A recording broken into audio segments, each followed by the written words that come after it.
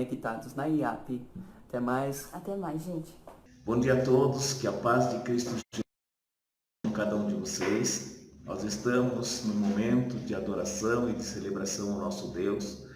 Nós já estudamos a escola bíblica, já cantamos louvores ao nosso Deus e agora nós vamos refletir sobre a palavra de Deus. O tema que nós iremos falar hoje é unidade em Cristo. Portanto, convido você a abrir sua Bíblia Sagrada na carta do apóstolo Paulo, na primeira carta aos Coríntios, capítulo 12, versículo 12 e 13 e o versículo 27. Nós vamos ler para nossa meditação nesta manhã.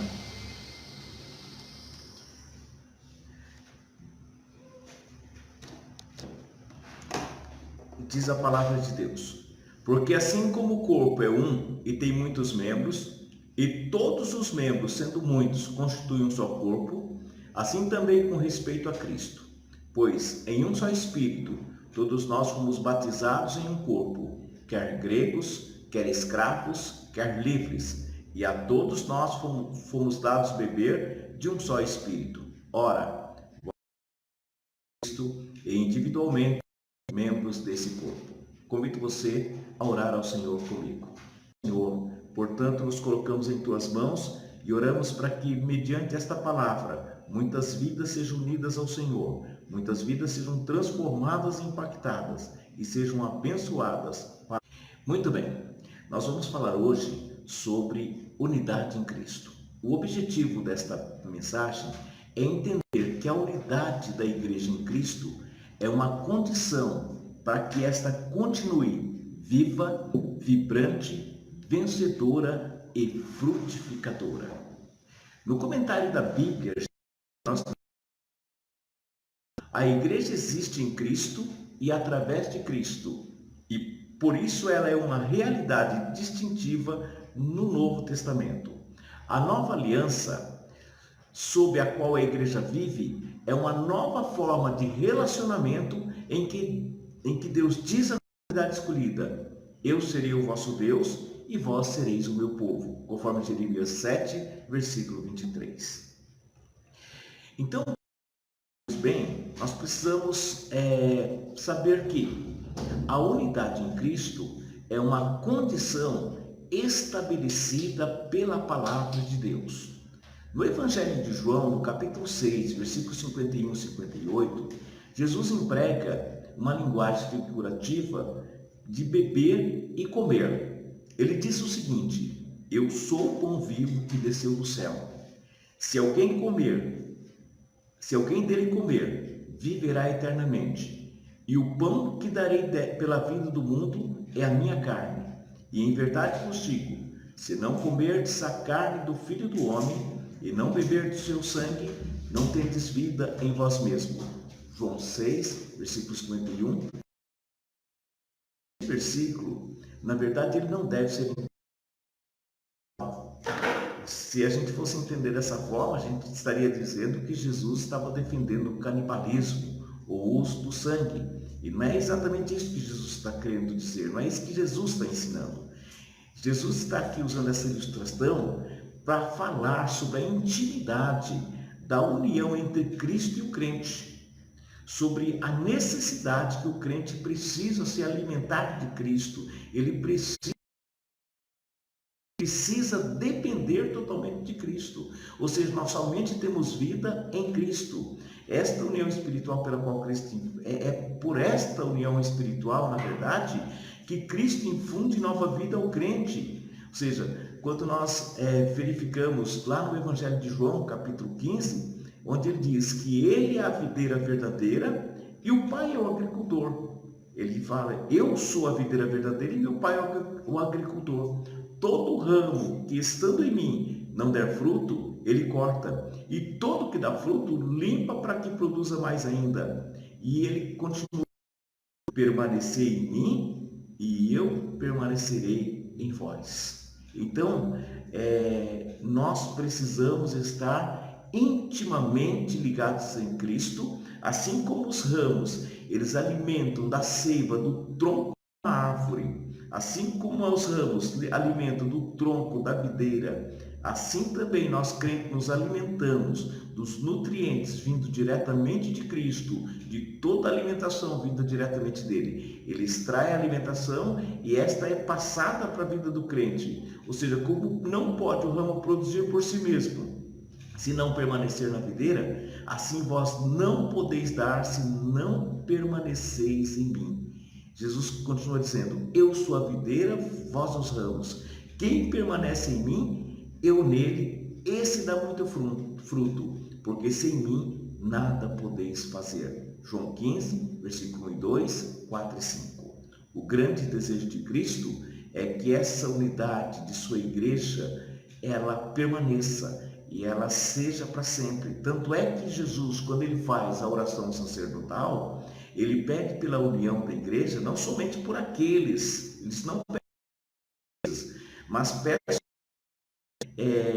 por aqueles que vierem a crer em mim por intermédio da sua palavra, a fim de que todos sejam um, como és tu, ó Pai, em mim e eu em ti. Também sejam eles em nós, para que o mundo creia que me enviaste. Eu lhes tenho transmitido a glória que me tens dado, para que sejam um como nós o somos, eu neles e tu em mim, a fim de que sejam aperfeiçoados na unidade, para que o mundo saiba que tu me enviaste e os amaste como também amaste a mim. Então, diante desse texto aqui e desses princípios, nós não conseguimos ter vida espiritual se nós não estivermos em Cristo. Ou seja, a vida espiritual, a igreja somente existe em Cristo. Logo, nós precisamos entender que esta é uma ação do Espírito Santo. É uma ação que ele realiza no momento em que ele começa a ação na vida individual de cada pessoa. É o que nós chamamos de obra regeneradora do Espírito Santo. O Espírito Santo, ele nos regenera e ele nos faz, portanto, nascer de novo. Ele nos encaixa no corpo e nós então passamos a viver através de Cristo e por Cristo. Nós começamos a viver mediante a vida de Cristo. Então é a vida dele que é infundida em nós, é a vida dele que é colocada. Existe uma conexão da igreja em Cristo, como a cabeça, ela está totalmente ligada ao corpo e que ela, todas as ações do corpo, todas as movimentações, todas as decisões, assim é Cristo com a igreja, ele está totalmente ligado a esse corpo que é a igreja, e todo o comando, todas as ações, todas as realizações desta igreja, ela é diretamente vinda de Cristo. Outra coisa importante que nós precisamos saber é que a unidade em Cristo fortalece a igreja. Ou seja, apenas uma igreja unida em Cristo é capaz de ter força suficiente para enfrentar toda e qualquer adversidade. Quando nós lemos lá em Filipenses 1:27, o apóstolo Paulo ele está a não esmorecerem sob a pressão dos que se opõem. Em vez disso, são os crentes que devem exercer pressão. É isso que Paulo está dizendo. Ele escreve: vivei acima de tudo de modo digno do evangelho de Cristo, para, ou indo ver-vos, ou estando ausente, ouçam tocante a vós outros, que estáis lutando juntos pela fé evangélica e em nada estáis intimidados pelos adversários. Então, o apóstolo Paulo ele está exortando esta igreja, orientando esta igreja.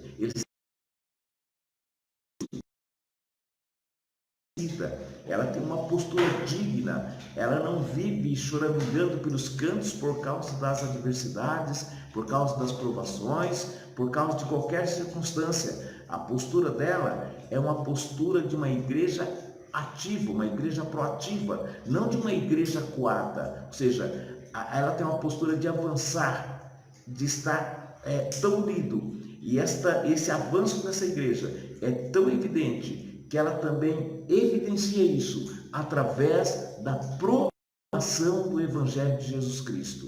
Então essa igreja ela não fica acuada para cima contra as forças inimigas e destrói todo sofisma, porque diz o apóstolo, porque depois que nós formos O evangelho da nossa salvação. Depois que nós cremos, nós fomos selados com o Espírito Santo da promessa, conforme Efésios 1:13. Ou seja, uma igreja assim jamais será paralisada. Então não importa os problemas, não importa a circunstância que estamos passando, estamos vivendo um período aparentemente atípico, o mundo está acuado, a igreja ela não está fechada. Nós já vimos uma frase dessa aí publicada inclusive nas redes sociais. A igreja está orando em casa. A igreja está orando onde ela está. Então ninguém consegue paralisar a igreja de Cristo. Ela pode até não conseguir reunir como igreja num espaço único, mas ela continua avante, ela continua batalhadora, ela continua proclamando, ela continua adorando, ela continua buscando, ela continua falando com Deus, ela continua relacionando com seu Deus, ou seja, ela continua unida em Cristo. O que nós precisamos entender? Terceira coisa, que a igreja unida em Cristo, ela ajuda na valorização do trabalho individual. A igreja unida em Cristo, ela é capaz de perceber o trabalho individual e consegue desenvolver suas atividades agregando valores de forma coletiva. Quando Neemias ele foi reconstruir o templo de Jerusalém, os muros de Jerusalém, eles foram avisados que os inimigos do povo de Deus não estavam satisfeitos com a reconstrução do muro. Então, de forma que daquele dia em diante, quando eles receberam a notícia, metade dos seus moços trabalhavam na obra e a outra metade empunhavam lanças, escudos, arcos e couraças. E os chefes por detrás de toda a casa de Judá, eles davam orientação em todas as orientações. O que nós aprendemos com esse texto? É que cada pessoa que estava envolvida naquela obra, elas tinham consciência de suas responsabilidades. Elas sabiam da sua importância naquele projeto e naquele empreendimento. Logo, elas se colocaram na posição. E elas também, diante dos perigos que estavam iminentes, eles se distribuíram, ou seja, eles distribuíram as tarefas e atividades. Alguns continuavam trabalhando na obra, outros continuavam na vigilância, atentando, não se surpreendidos pelo inimigo, e outros estavam liderando, estavam por trás, os chefes estavam por trás, coordenando, incentivando, orientando, fazendo tudo para que a obra não paralisasse. Dessa forma também que a igreja precisa se comportar. A igreja ela precisa continuar trabalhando, fazendo a sua obra. Mas se ela está sobre um perigo iminente, e sobre um ataque iminente, se ela sabe que existe uma ação maligna, uma ação do inimigo para tentar paralisá-la, ou para tentar paralisar a sua obra, ela precisa também dividir-se em ação, em trabalho e em vigilância.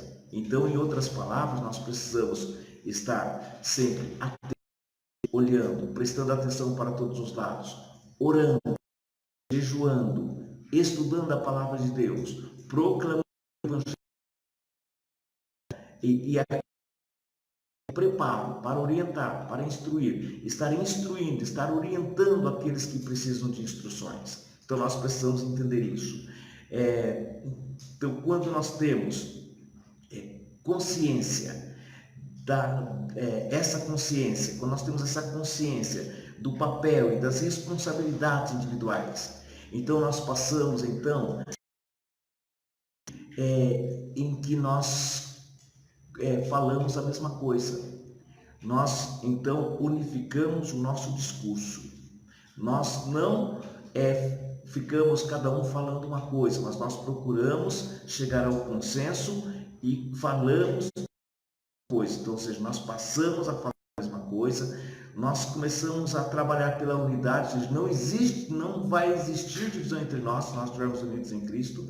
Então nós vamos estar totalmente unidos na mesma disposição mental e sempre emitir o mesmo parecer, porque nós estamos focados em Cristo, nós estamos unidos.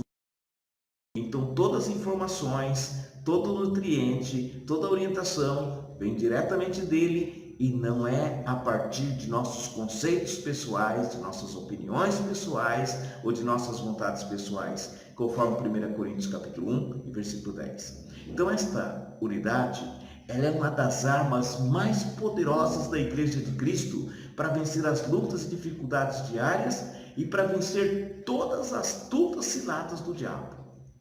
O salmista Davi, ele estava orando num momento de muita dificuldade e ele diz assim para Deus: com o teu auxílio vencemos os nossos inimigos. Salmos 44:5. Finalizamos dizendo: se a igreja estiver unida em Cristo, nada irá nos separar dele. Nada irá paralisar a obra. Nada vai esmorecer você. Você vai ser uma pessoa que, mesmo vivendo em momentos difíceis, de incerteza, saberá que você não está sozinho. Você não é uma peça solta nesse universo.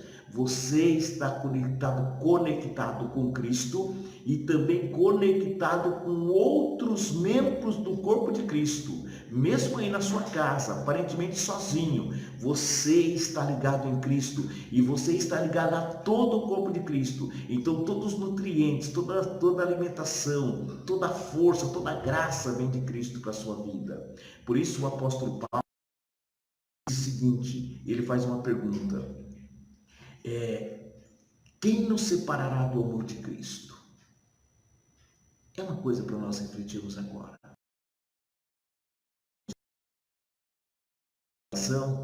A angústia, ou a perseguição, ou a fome, ou a nudez, ou o perigo, ou a espada. Estamos vivendo um momento que diz que é perigoso. Mas será que isso vai nos separar do Cristo? E ele diz no versículo 37: todas estas coisas somos mais que vencedores por meio daquele que nos amou. Romanos 8, versículo 35 e 37. Diante disso, o que precisamos fazer? Nós precisamos buscar mais e mais a nossa unidade em Cristo. Precisamos nos alimentar dele. Como é que nós permanecemos nele? Jesus Cristo diz que nós fomos convencidos, nós fomos trazidos por ele, nós passamos a crer nele pela palavra. Ele diz que aqueles que creram em mim pela palavra. Ele orou para que estes fossem unidos nele, unidos no Pai. Da mesma forma que ele estava unido com o Pai, que o Pai estava unido com ele, ele também queria que nós estivéssemos unidos a ele. Então nós precisamos buscar esta unidade em Cristo. Se você está sentindo sozinho, se você está sentindo sozinha, proste, recorra a Cristo. Diga a ele: Senhor, eu quero estar ligado em ti. Eu quero estar me alimentando do Senhor. Eu quero estar buscando todos os nutrientes necessários para a minha vida espiritual. E se você fizer isso, você vai ver a sua vida. Que consigamos também perceber os talentos individuais no corpo de Cristo. E que mais pessoas, aí nós dizemos que você também possa se envolver, participando coletivamente ou individualmente em benefício da igreja, que é o corpo de Cristo. Nós precisamos ter essa certeza.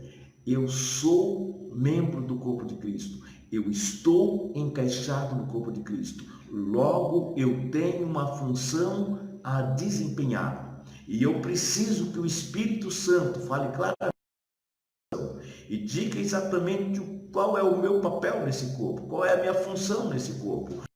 Ou alguma fagulha de ideias de divisão, estas possam ser eliminadas por meio da nossa unidade com Cristo. Porque se somos igreja de Cristo, nós recebemos apenas um comando, que é o de Cristo. Ninguém é Cristo. Ninguém nos separa de Cristo. Ninguém nos afasta de Cristo. Somente Ele dá o comando e nós somente obedecemos a sua voz. Nós somente ouvimos a sua voz. Só Ele diz o que precisamos fazer e nós só atendemos o que Ele diz. Portanto, é importante nós atentarmos para isso. Se alguma voz disser para nós que devemos dividir, que devemos separar, que devemos criar intrigas, esta voz não é a de Cristo. Ele mesmo diz que o pastor conhece as suas ovelhas e as ovelhas ouvem a ele e o seguem. Se nós somos de fato ovelhas de Cristo, nós o ouvimos e nós o seguimos. Então, nós vamos agora, nesse momento, orar. E nesta nossa oração, nós vamos pedir um fortalecimento na unidade do corpo de Cristo, dos membros, na unidade da liderança, para ser vitoriosos em todas as nossas batalhas, ou em todas as batalhas.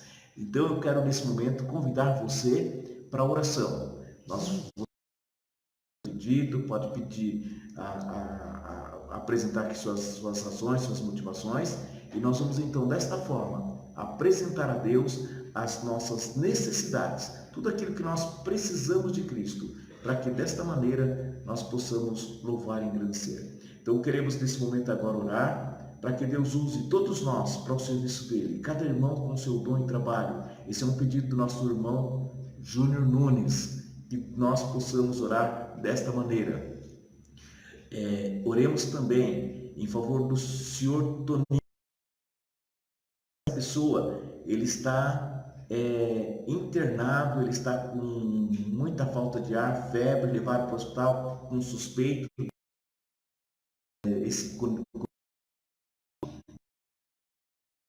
Uma pessoa da nossa igreja de Vila Moraes e pede que nós intercedamos por eles. Nós vamos também orar pelos propósitos de hoje, né?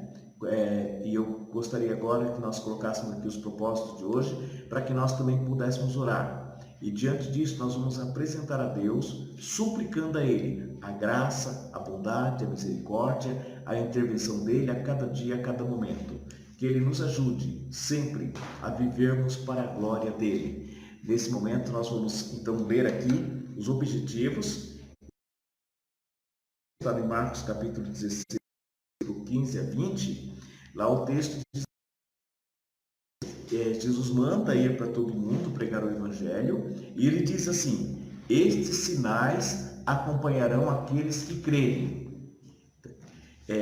Em meu nome demônios, falarão novas línguas, e se beberem alguma coisa mortífera, ou se pegarem serpente, nada lhes fará dano algum.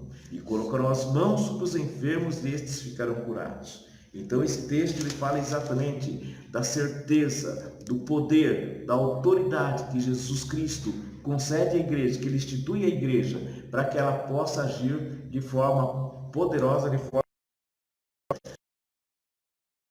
o evangelho, e ser de fato aquela que está ligada em Cristo. Porque se estamos ligados em Cristo, nós temos poder e autoridade, nós temos a graça de Deus. Nós temos aqui um pedido também pela irmã da nossa irmã Edna Moura, irmã dela chamada Evelyn, por motivo de saúde.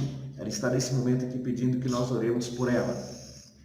Nós vamos orar aqui também para que nos momentos de paz e nos momentos de crise, Jesus Cristo seja glorificado sempre pela igreja. O segundo motivo, oremos para que Deus ainda mais a união entre os irmãos, a fim de que superem mais essa crise juntos, firmados nele. Oremos também pedindo a manifestação dos dons espirituais na igreja, para que haja edificação e fortalecimento espiritual. Então esses são os propósitos de oração que nós temos para hoje. Que Deus, por sua graça, possa nos ajudar a vivermos para o louvor dele. Que Deus nos abençoe grandemente. Convido você a orar a Deus comigo. Também vamos orar pelo Edson e família, que é irmão da irmã Edna Moura, para que Deus, por sua graça, possa colocar as mãos sobre eles e abençoá-los. Então, tantas outras pessoas que estiverem precisando, que Deus possa ajudar e conceder essa graça. Oremos ao Senhor. Feche seus olhos juntamente com onde você estiver. Confie plenamente em Deus. A palavra de Deus diz o seguinte: é necessário que todo aquele que se aproxima de Deus creia que Ele existe e que Ele é galardoador daqueles que o buscam. Ou seja, chegue com toda a confiança, chegue com certeza. Deus pode tudo, Deus tem poder e Ele vai fazer o que nós precisamos. Nós vamos orar também pelos funcionários aqui da empresa Midega, para que Deus possa tocar na vida deles. Orar também pela nossa irmã Marli Macedo, família em Budas Artes. Orar pela ansiedade, para que Deus possa abençoá-la e possa fortalecê-la. Que Deus vá dar toda a paz necessária no coração dela nesse momento, baseado no que nós encontramos na palavra de Deus. Nós vamos continuar orando e buscando a face de Deus. Olha Deus comigo. Soberano Deus Todo-Poderoso, em nome de Cristo Jesus, nosso Senhor, nós te louvamos pelo dom da vida, nós te louvamos, meu Deus, por ter sido alcançados pelo teu Evangelho e termos sido ligados em Cristo e por nos colocar em Cristo, por nos dar vida em Cristo Jesus. A vida que nós temos é a vida de Cristo, portanto nós estamos aqui e exaltando o teu nome, Senhor, embora nós estejamos distantes fisicamente uns dos outros, mas nós estamos aqui unidos em pensamento, unidos em propósitos, unidos em adoração, Senhor. Nós estamos e também nesse momento rogando ao Senhor a tua misericórdia. Meu Deus e Pai, eu oro nesse momento em favor das pessoas que precisam da tua bênção e do teu milagre. Eu oro pela saúde da Evelyn, Senhor. Pai, coloca a tua mão poderosa sobre ela e conceda saúde. Eu oro pela família do Edson, Senhor. Conceda a graça, a bênção, a força. Ajuda eles a atravessar toda a dificuldade e toda a tempestade. Eu oro, meu Deus, pela Marli Macedo, para que o Senhor possa acalmar o seu coração, Senhor. Coloca paz nesse coração agora, na autoridade do nome de Jesus. Que esta ansiedade, que esta angústia seja substituída por fé, por calmaria, por confiança plena no que o Senhor pode fazer. Portanto, eu peço que entre nesse coração agora e encha de fé, Senhor. Encha de toda a ousadia, que ela não possa, meu Deus, ter o medo. A tua palavra nos diz que o Senhor não nos deu um espírito de covardia, mas um espírito de ousadia, pelo qual clamamos, Abba, Pai. Nós clamamos, tu és o nosso Pai, o nosso Pai que nós confiamos, que nós nos colocamos em tuas mãos. Deus e Pai poderoso, nesse momento eu oro, Senhor, pela unidade da tua igreja. Eu oro pela unidade do teu povo. Eu peço, meu Deus, em favor daquela pessoa que está desanimada, daquela pessoa que está aflita, daquela pessoa que está angustiada, Senhor, daquela pessoa, meu Deus, que está temerosa. Meu Deus, ela é tua serva, é tua filha, ela está ligada no Senhor, mas ela não consegue perceber esta ligação, Senhor. Ela não consegue perceber, ó Deus, que toda a vida vem de ti, que elas vivem por causa do Senhor. Portanto, Deus, nenhum mal pode tocar nela se o Senhor não permitir. Embora o Senhor pode fazer isso se quiser, o Senhor é soberano e nós confiamos plenamente no que o Senhor pode fazer. Portanto, eu peço que o coração deste teu filho, desta tua filha, seja agora carregado de fé, de confiança plena, que ela está ligada no Senhor, que a vida dela é do Senhor, que a vida dela pertence ao Senhor. O Senhor diz na tua palavra que todos nós somos propriedade exclusiva. Nós somos sacerdócio real, nós somos nação santa, nós fomos adquiridos pelo Senhor. Portanto, meu Deus, eu peço que o Senhor ponha esta confiança no coração deste teu filho e desta tua filha. Afasta todo medo, afasta toda angústia, afasta todo temor, Senhor, e ajuda ele a caminhar nesta jornada, meu Pai. Deus Todo-Poderoso, eu suplico, Deus, para que a tua igreja seja cheia com os dons espirituais. Pai, eu oro para que cada membro da tua igreja, do teu corpo, possa ter consciência plena do seu chamado. E para que ele foi chamado? Fazer no corpo. Qual a função dele, Senhor?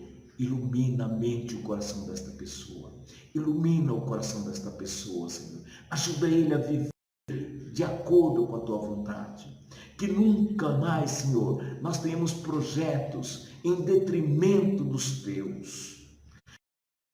Nós façamos planos em detrimento dos planos que o Senhor tem para as nossas vidas. Que nós possamos nos ajustar inteiramente à tua vontade e sermos comandados, conduzidos pelo Senhor, guiados pelo Senhor. Pai Santo, maravilhoso, ajuda-nos, ó Deus, fortalece. Eu oro por aqueles que estão hospitalizados. Eu oro por aqueles que estão angustiados. Eu oro por aqueles que precisam de saúde. E eu quero orar também pelo Senhor Toninho, meu Pai. Coloca a tua mão de poder sobre ele. E em nome de Jesus eu oro para que ele receba saúde agora, para a glória e para a honra do teu nome. Nós suplicamos a tua graça, Senhor. Nós suplicamos também em favor de todos os funcionários. Médica, Senhor. Deus, conceda graça a todos os funcionários. Guarda eles em teu nome. Proteja eles contra todo mal. Conceda, meu Deus, a ação salvadora e redentora. Que a graça comum, a graça salvadora, a graça restauradora e curadora do Senhor sobre eles. Deus poderoso, nós oramos por esta cidade de Itapevi, Senhor. Nós pedimos a tua graça sobre as autoridades, sobre o prefeito, os vereadores, sobre o judiciário desta cidade, sobre cada morador, em cada bairro, em cada rua, em cada residência desta cidade. Que eles sejam alcançados, sejam guardados, protegidos, abençoados pelo Senhor. Pai, mais do que isso, que a salvação em Cristo Jesus possa alcançá-los, possa tocar poderosamente na vida deles. Nós oramos em nome de Jesus, para a glória e honra do Senhor Jesus. Que Deus os abençoe grandemente, confiem plenamente no Senhor, Ele está cuidando de cada um de vocês, Ele está com os olhares dele atento. O salmista Davi diz que ele, dos céus ele inclina para ver a terra, para ver os seus moradores. E ele agora está inclinado, olhando para você. E tenha certeza que ele vai continuar cuidando de você. A ele a honra, a glória, que a sua vida continue confiante. Não tenha medo, não desista. Deus é abençoador. Por isso dizemos que a graça do Senhor Jesus, o amor de Deus, a comunhão e a consolação do Espírito Santo seja com cada um de vocês agora e sempre.